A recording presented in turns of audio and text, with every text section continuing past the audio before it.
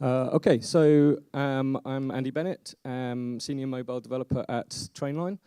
I'm going to talk a bit about tooling. And so I'm a veteran developer. I stopped calling myself a senior developer when I'm referring to myself because I've been doing this stuff for 20 years, which is a long time. I've been a contractor for much of that time. Mostly short-term contracts, which I really enjoyed.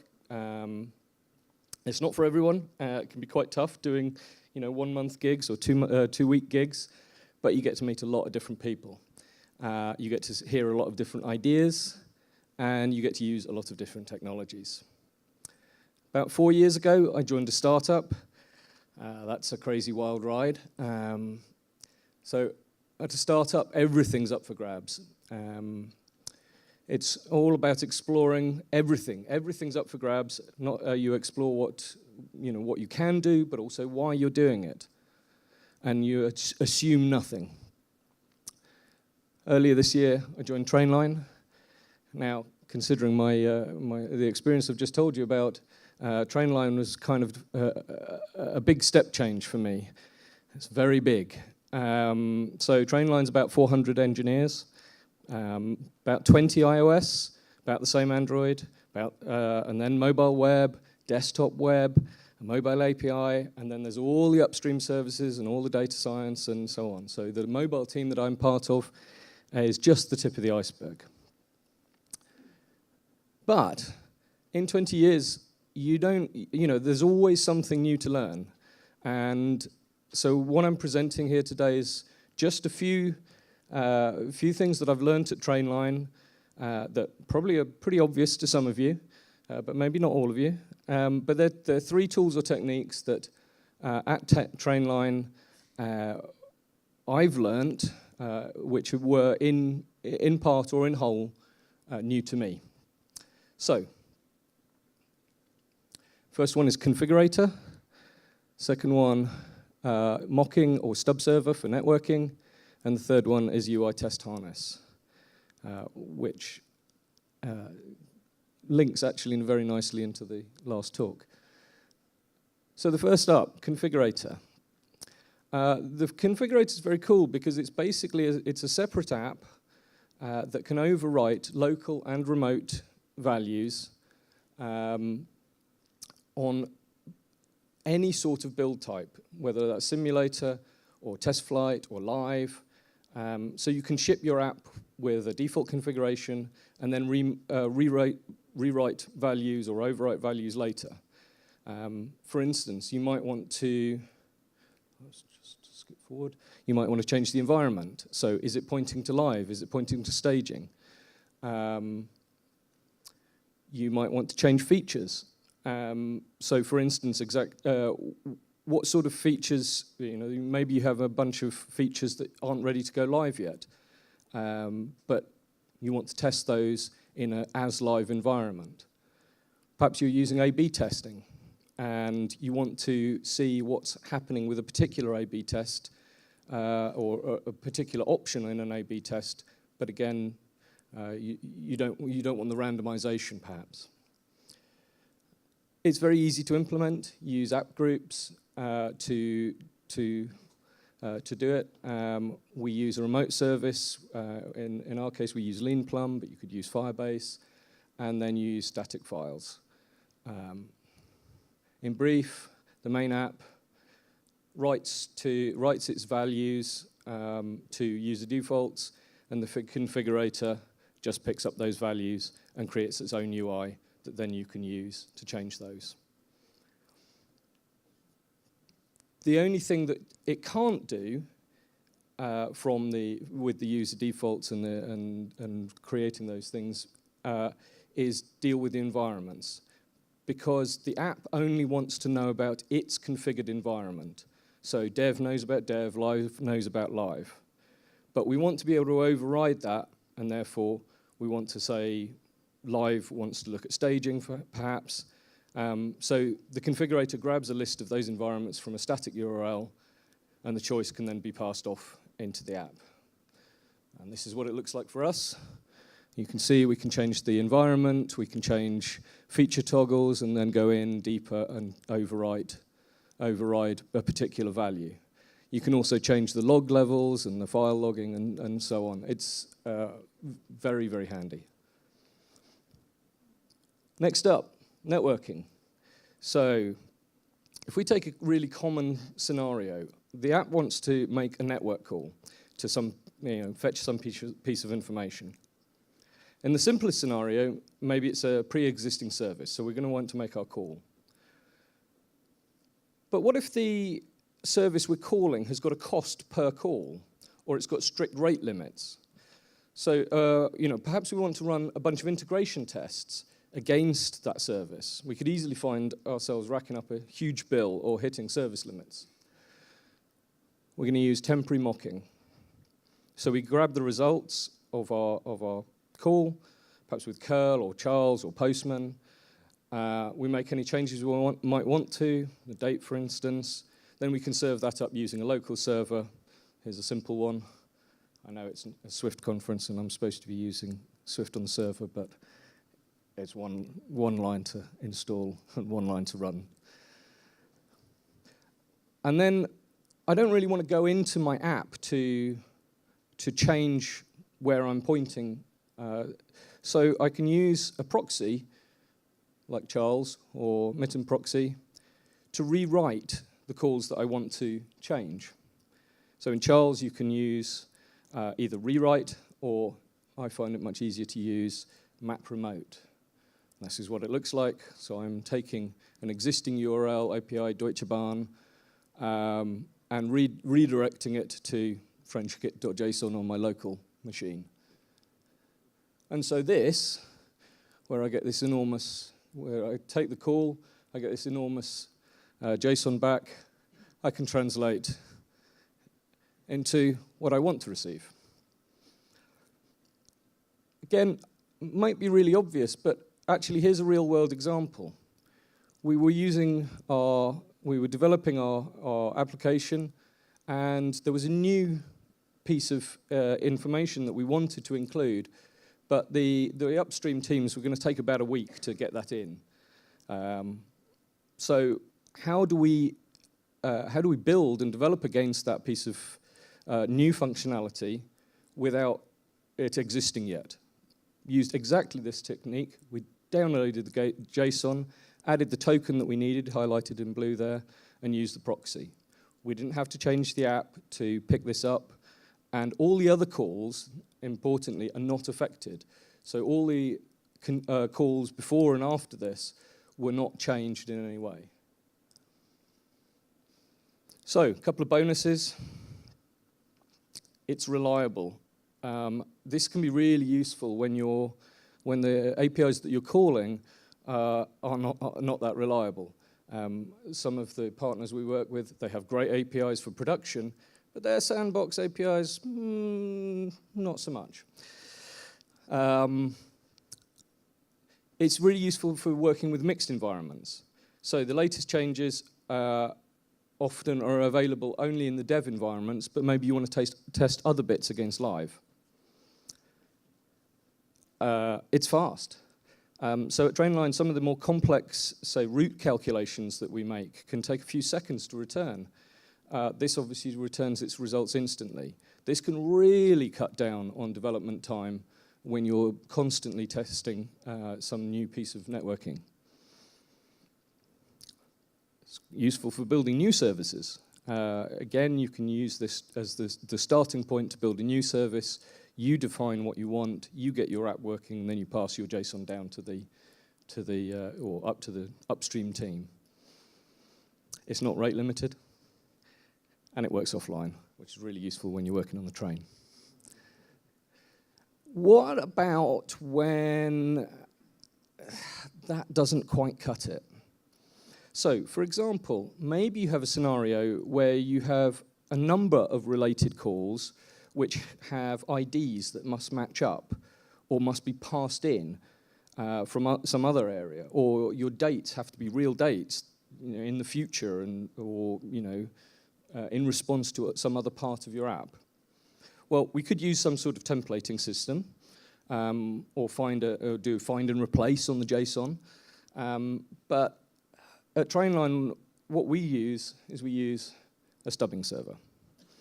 Now, when I first joined it had actually got a fair bit of logic, replicates a fair bit of logic from the app itself, but increasingly we've found that very difficult to keep in sync with the app. So we needed to make it dumber.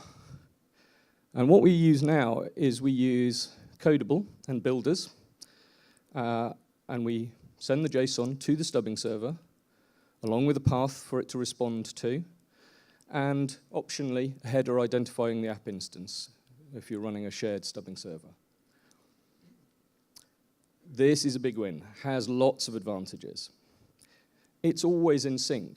Because we use the same models to decode the JSON we're getting from the real service, we can use the encodable aspect to build the JSON files that we want our Stubbing Server to return. It's very simple. The Stubbing Server never needs touching. We don't need to add new files. We don't need to add templates.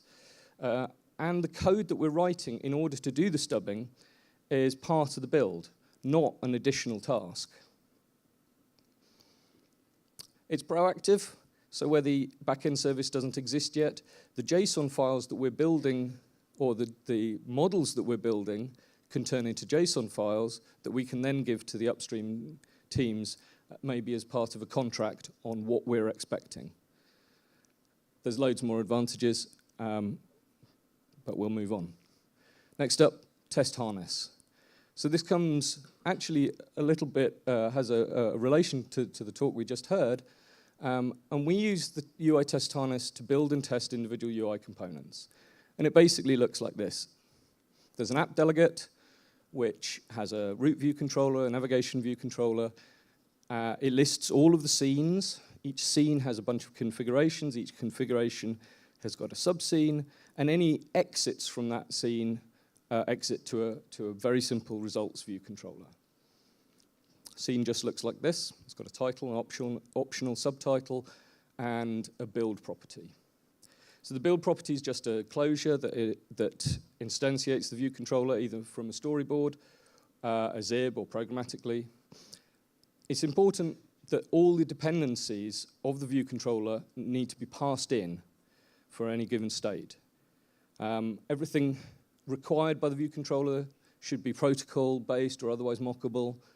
The UI test harness is a target in the main apps project, so it could theoretically access all the same frameworks and files as the main app target, but the view controllers should not know about anything in the underlying systems, only enough to display the state that you're trying to display. A bunch of examples of UI A/B testing, for instance, would be something we'd try to keep out of that area. A couple of gotchas and advantages. Routing architecture needs to come first. Trainline is a big app with quite a lot of legacy code, getting less all the time. And so it did require some refactoring. We had to put in place a good routing architecture in place first to make every scene freestanding component that doesn't depend on any other scenes. So that was the first thing we needed to do. This worked really well for our legacy systems and legacy code. There was some refactoring involved, but the advantages are the view controllers became more maintainable and more testable because we were forced to pull dependencies out and use more protocols. It's also a massive driver behind architectural decisions we now make. So for example, how we architect using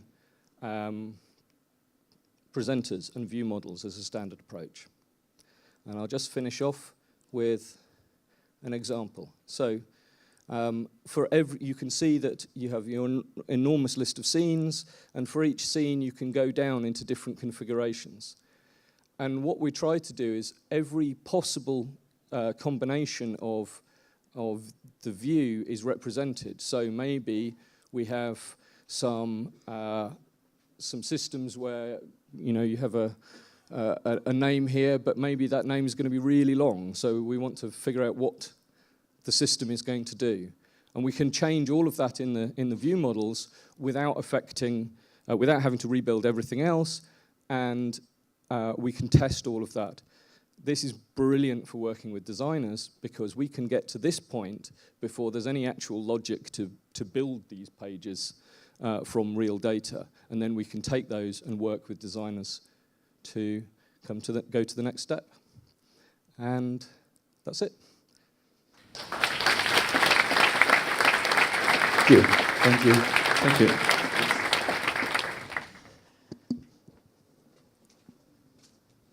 I'm a bit curious about something. You said that routing is something you have to put in place like before starting everything.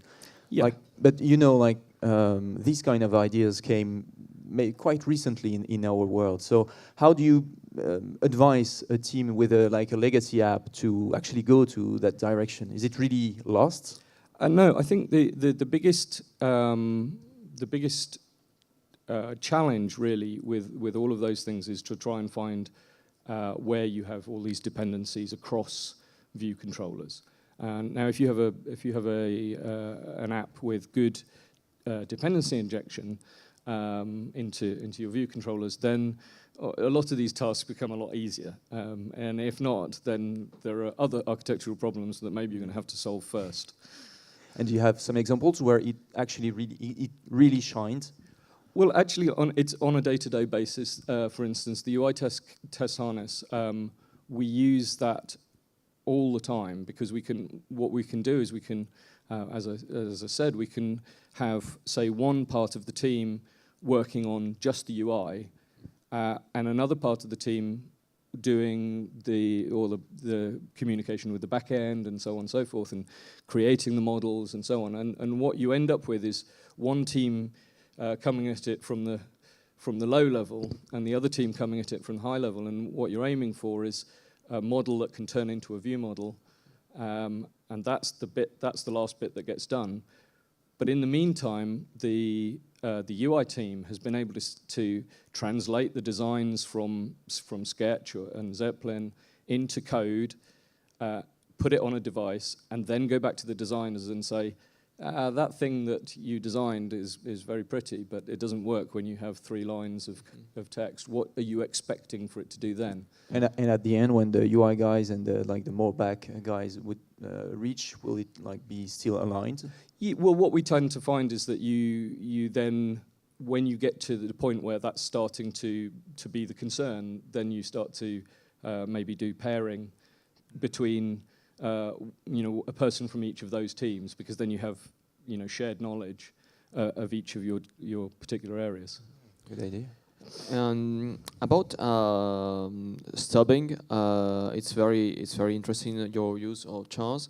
Do you have any other how to say solutions like that one for mocking responses that might involve automation? Like, how would you run that on a server without launching chars? Yeah, I mean, in that particular case, the reason I kind of particularly flagged that mocking as temporary is it's really useful in development when you're just trying to get something working, and maybe that development is a week, but it's still temporary. Yeah. But the Stubbing Server solution is one that we actually use with automated UI testing. Okay. So the automated testing knows about the Stubbing Server. It sets when it's about to launch a UI test. It sets the JSON expecting to get back, and then when it gets to the point where it's calling that JSON, it gets what it's expecting. Okay. So again, this takes out a huge amount of possible, where the data might come back that it's completely different to what it's expecting, and the UI test fails. Yeah, that's not what we're hoping for. No, obviously. Thank you very much for your talk. Thank you. We'll stay. Thank you. So. We'll stay with Trainline. Yes.